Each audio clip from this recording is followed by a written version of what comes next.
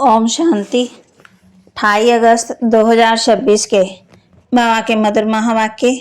बाबा कहते, मीठे बच्चे, तुम ड्रामा के गुप्त राज को जानते हो कि ये संगम युग ही चढ़ती कला का युग है। सतयुग से लेकर कलाएं कम होती जाती हैं।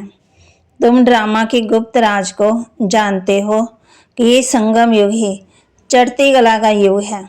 सतयुग से लेकर कलाएं कम होती जाती हैं। प्रश्न, सबसे उत्तम सेवा कौन सी है और वह सेवा कौन करता है? सबसे उत्तम सेवा कौन सी है और वह सेवा कौन करता है? उत्तर, भारत को स्वर्ग बनाना, रंक को राव बनाना, पतित को पावन बनाना, यह है सबसे उत्तम सेवा। ऐसी सेवा एक बाप के सिवाय और कोई भी नहीं कर सकता। बाप ने ऐसी महान सेवा की है, तब तो बच्चे उनकी इज्जत करते हैं। सबसे पहले सोमनाथ का मंदिर बनाकर उनकी पूजा करते हैं। गीत वह आखिर वह दिन आया आज। ओम शांति। मीठे मीठे रूहानी बच्चों ने ये गीत सुना। जैसे आत्मा गुप्त है और शरीर प्रत्यक्ष है, आत्मा इन आँखों से देखने में नहीं आती, गुप्त है, परंतु इस शरीर से ढकी हुई है, इसलिए कहा जाता आत्मा गुप्त है। आत्मा खुद कहती है, मैं निराकार हूँ, यहाँ साकार में आकर गुप्त बनी हूँ। आत्माओं की निराकारी दुनिया है, वहाँ तो गुप्त की बात ही नहीं। परमपिता परमात्मा भी वहाँ रहते हैं, उनको कहा जाता है सुप्रीम। ऊंच से ऊंच आत्मा, परे से परे रहने वाला परमपिता परमात्मा। बाप कहते हैं, जैसे तुम गुप्त हो, मुझे भी गुप्त आना पड़े। मैं गर्भ जेल में नहीं आता, मेरा नाम एक ही शिव चला आता है। मैं इसमें आता हूँ तो मेरा नाम नहीं बदलता। इनकी आत्मा का जो शरीर है, उनका नाम बदलता है। मुझे तो शिव ही कहते हैं, सभी आत्मा का बाप। तो तुम आत्माएं इस शरीर में गुप्त हो, इस शरीर द्वारा कर्म करती हो। मैं भी गुप्त हूँ। तुम बच्चों को ये ज्ञान अब मिल रहा है कि मैं आत्मा इस शरीर से ढकी हुई हूँ। आत्मा गुप्त है, शरीर प्रत्यक्ष है, मैं भी अशरीरी हूँ। बाबा कहते, मैं इस शरीर द्वारा सुनाता हूँ।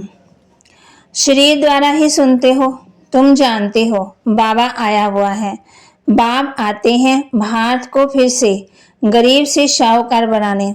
तुम कहेंगे हमारा भारत गरीब है, सब जानते हैं, परंतु उनको पता ही नहीं कि हमारा भारत शाहूकार कब था, कैसे था। तुम बच्चों को बहुत नशा है।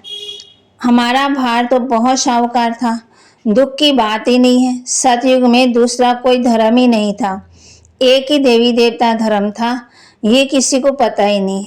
ये जो वर्ल्ड की हिस्ट्री ज्योग्राफी है, ये कोई नहीं जानते। अभी तुम अच्छी रीति समझते हो, हमारा भारत बहुत शाहूकार था, अभी बहुत गरीब है। अब फिर बाप आए हैं शाहूकार बनाने। भारत सतयुग में बहुत शाहूकार था, जबकि देवी देवताओं का राज्य था। फिर राज्य कहाँ चला गया, ये कोई नहीं जानते। ऋषि मुनि आदि भी कहते, हम रचना रचना को नहीं जानते। बाप कहते हैं, सतयुग में इन देवी देवताओं को रचना रचना का ज्ञान नहीं था, आदि मध्यंत को नहीं जानते। अगर उनको ये ज्ञान हो कि हम सीढ़ी उतरते रसातल में जाएंगे तो बादशाही का सुख भी न रहे, चिंता लग जाए। अभी तुमको चिंता लगी हुई है कि हम तमो प्रधान से सतो प्रधान कैसे बने। हम आत्माएं जो निराकारी दुनिया में रहती थी, वहां से फिर कैसे सुखधाम में आई, ये भी ज्ञान है। हम अभी चढ़ती कला में हैं, ये 84 जन्मों की सीढ़ी है। इसके बीच में क्या होता है, ये भी तुम जानते हो। सतयुग में सब तो नहीं आएंगे। ड्रामानुसार हर एक एक्टर नंबरवार अपने समय पर आकर पाठ बजाएंगे। अभी तुम बच्चे जानते हो, गरीब निवाज किसको कहा जाता है, दुनिया नहीं जानती। बाबा कहते, गीत में भी सुना ना, आखिर वह दिन आया आज। ये सब है भक्ति। भगवान कब आकर हम भक्तों को इस भक्ति मार्ग से छुड़ाए सदगति में ले जाते हैं, ये भी समझा है। राम राज्य रावण राज्य किस चीज का नाम है, ये भी कोई मनुष्य नहीं जानते। अभी तुम बच्चे समझते हो। बाबा फिर से आ गया है इस शरीर में। शिव जयंती भी मनाते हैं तो शिव जरूर आते हैं। ऐसे नहीं कहते कि मैं श्री कृष्ण के तन में आता हूँ, नहीं। बाप कहते हैं श्री कृष्ण की आत्मा ने 84 जन्म लिए।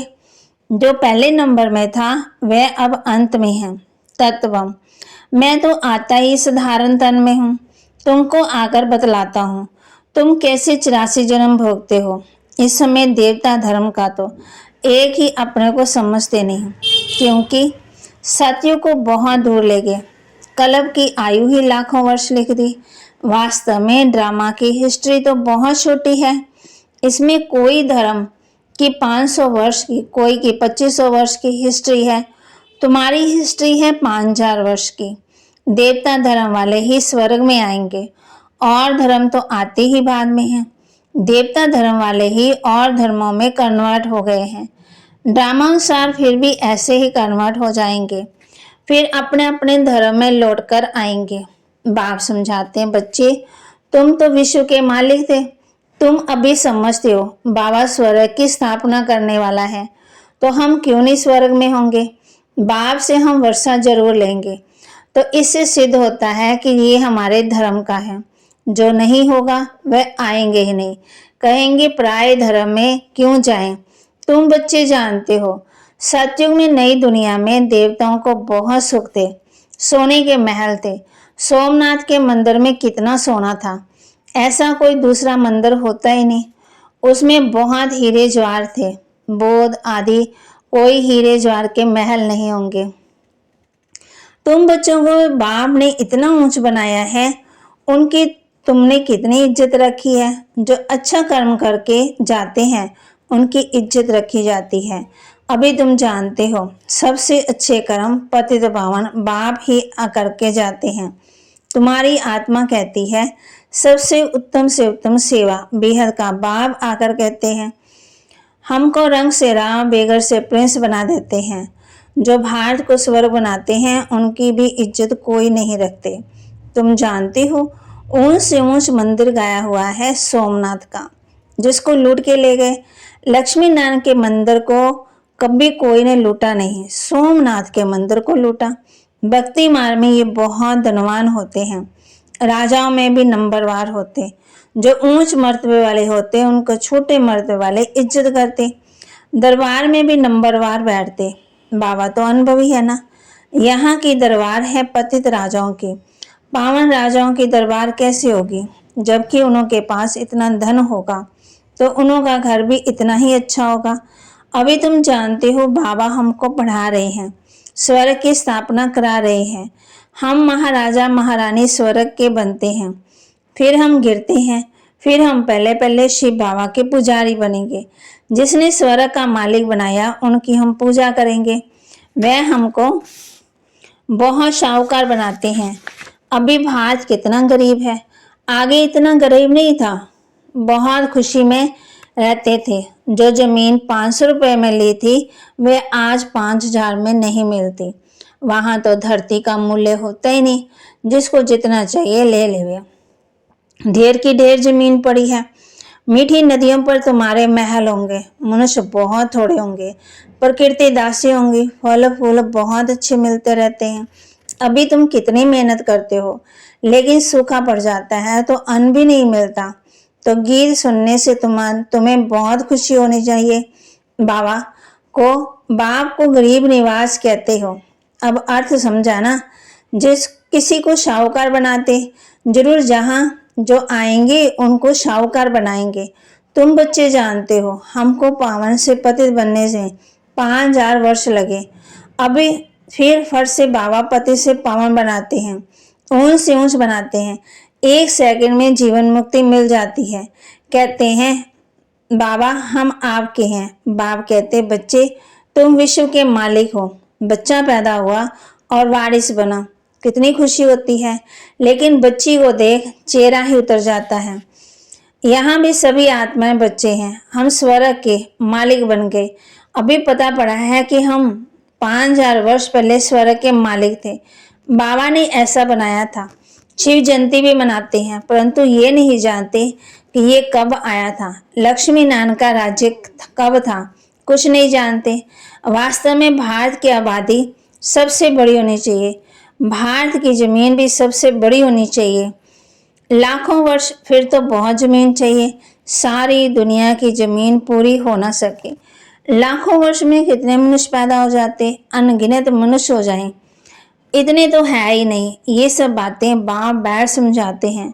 मनुष्य सुनते हैं तो कहते हैं ये बातें तो कब नहीं सुनी, ना कोई शास्त्रों में पढ़ी। ये तो वंडरफुल बातें हैं। अभी तुम बच्चों की बुद्धि में सारे चक्कर की नॉलेज है। ये बहुत जन्मों के अंत में अब पतित आत्मा है। जो सतो प्रधान था सो अब तमो प्रधान है, फिर सतो प्रधान बनना है। तुम आत्माओं को अब शिक्षा मिल रही है। आत्मा शरीर द्वारा सुनती तो शरीर भी झूलता, क्योंकि आत्मा सुनती है ना। बरोबर हम आत्मा ने 84 जन्म लिए हैं। 84 माँ बाप जरूर मिले होंगे। ये भी हिसाब है ना, बुद्धि में आता है। 84 जन्म लेते हैं, फिर और कम जन्म वाले भी होंगे। मिनिमम मैक्सिमम का हिसाब होगा। बाप बैठ समझाते शास्त्रों में क्या क्या लिख दिया। तुम्हारे लिए तो फिर भी 84 जन्म लिख कह देते। बाबा कहते मेरे लिए अनगिनत बेशुमार जन्म कह दिया। कण कण में बस जिधर देखता हूँ तो ही तू कृष्ण ही कृष्ण है। मथुरा वृंदावन में कहते हैं श्री कृष्ण सर्वव्यापी है। राधे पंथ वाले कहेंगे राधे ही राधे, कहेंगे हम राधा स्वामी हैं। कृष्ण स्वामी और हैं, ये राधे को मानते। जिधर देखता हूँ राधे ही राधे, तुम भी राधे हम भी राधे। अब बाप बैठ समझाते बरोबर मैं गरीब रिवाज हूँ। भारत सबसे शाहूकार था, अभी सबसे गरीब बना है, इसलिए मुझे भारत में ही आना पड़े। ये बना बनाया ड्रामा है, इसमें जरा भी फर्क नहीं हो सकता। ड्रामा जो शूट हुआ वह हूबहू रिपीट होगा। ड्रामा का पता होना चाहिए। ड्रामा माना ड्रामा, वह होता है हद का ड्रामा, ये है बेहद का ड्रामा। इसके आदि मध्यंत को कोई नहीं जानते। तो गरीब निवास निराकार भगवान को ही मानेंगे ना, श्री कृष्ण को नहीं मानेंगे। श्री कृष्ण तो धनवान सत्यु का प्रिंस बनता है, भगवान को तो अपना शरीर है ही नहीं। वह आकर के तुम बच्चों को धनवान बनाते हैं, तुमको राजयोग की शिक्षा देते हैं। वह भी पढ़ाई से बैरिस्टर आदि बनते, फिर कमाई करते। बाप भी तुमको अभी पढ़ाते, तुम भविष्य में नर से नारायण बनते। तुम्हारा जन्म तो होगा ना, ऐसे नहीं कि स्वर्ग कोई समुद्र से निकल आएगा। श्री कृष्ण ने भी जन्म लिया ना, कंसपुरी आदि तो उस समय थी नहीं। श्री कृष्ण का जन्म कितना कितना नाम गाया जाता है। उनके माँ बाप का इतना नाम नहीं है, तो उनका बाप कहाँ है? जरूर राजा का बच्चा होगा, वहां बड़े राजा के घर में जन्म होता है, परंतु वे पतित राजा होने के कारण उनका नाम थोड़ी होगा। श्री कृष्ण जब है तब थोड़े पतित भी रहते। जब वह कलयुग खलास होने वाला खलास हो जाते, तब वह गद्दी पर बैठते, अपना राज्य ले लेते, तब ही उनका सम्मत शुरू होता। लक्ष्मी नारायण से सम्मत शुरू होता। तुम पूरा हिसाब लेते हो, इनका राज्य इतना समय है, फिर इनका राज्य इतना समय है। मनुष्य समझेंगे ये तो कल्प की आयु ही बड़ी हो जाती। 5000 वर्ष पूरा हिसाब है ना। बाबा कहते अच्छा, मीठे मीठे सिक्के लदे बच्चों प्रति माता पिता बाप दादा का याद प्यार और गुड मॉर्निंग। रूहानी बाप की रूहानी बच्चों को नमस्ते। रूहानी बच्चों की रूहानी बाप दादा को दिलवा जान सिकवा प्रेम से नमस्ते। धारणा के लिए मुख्य सार, रचयिता और रचना का ज्ञान बुद्धि में रख, सतो प्रधान बनने का पुरुषार्थ करना है। बस एक ही चिंता रखनी है कि हमें सतो प्रधान जरूर बनना है। रचयिता रचना का ज्ञान बुद्धि में रख, सतो प्रधान बनने का पुरुषार्थ करना है। बस एक ही चिंता रखनी है कि हमें सतो प्रधान जरूर बनना है। इस बेहद के ड्रामा को बुद्धि में रख, अपार खुशी में रहना है। मान सम्मान इज्जत पाने के लिए पतितों को पावन बनाने की सेवा करनी है। वरदान। अधिकारीपन की स्मृति द्वारा सर्व शक्तियों का अनुभव करने वाले प्राप्ति स्वरूप भाव। अधिकारीपन की स्मृति द्वारा सर्व शक्तियों का अनुभव करने वाले प्राप्ति स्वरूप भाव। यदि बुद्धि का संबंध सदा एक भाव से लगा हुआ रहे तो सर्व शक्तियों का वर्षा अधिकार के रूप में प्राप्त होता है। जो अधिकारी समझकर हर कर्म करते हैं उन्हें कहने व संकल्प में भी मांगने की आवश्यकता ही नहीं रहती। ये अधिकारीपन की स्मृति से सर्व शक्तियों की प्राप्ति का अनुभव कराती है। तो नशा रहे कि सर्व शक्तियां हमारा जन्म सिद्ध अधिकार है। अधिकारी बन करके चलो तो अधीनता समाप्त हो जाएगी। स्वयं के साथ साथ प्रकृति को भी पावन बनाना है तो संपूर्ण लगाव मुक्त बनो। स्वयं के साथ साथ प्रकृति को भी पावन बनाना है तो संपूर्ण लगाव मुक्त बनो। अपवित्रता के बीज को भी समाप्त कर संपूर्ण स्वच्छ पवित्र बनो। अव्यक्त इशारे। अगर पवित्रता का नियम पक्का है तो लगाव, ईर्ष्या मुक्त और क्रोध से भी मुक्त बनो। चिड़चिड़ापन भी ना हो, ये भी लगाव नहीं रखो। ये होना चाहिए। स्वार्थ या ईर्ष्या के वश कोई काम कहेंगे तो वह पूरी नहीं होगी और क्रोध पैदा होगा। इसलिए पवित्रता के पिल्लर को पक्का करो तो ये पिल्लर लाइट हाउस का काम करेंगे।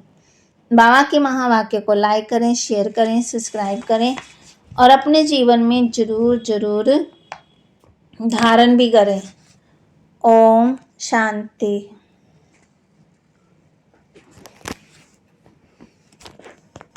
तो बाबा ने आज हम बच्चों को कहा है इस बेहद के ड्रामा को बुद्धि में रख अपार खुशी में रहना है। बाल समान इज्जत पाने के लिए पतितों को पावन बनाने की सेवा करनी है। स्वयं के साथ साथ प्रकृति को भी पावन बनाना तो संपूर्ण लगाव मुक्त बनो। ओम शांति।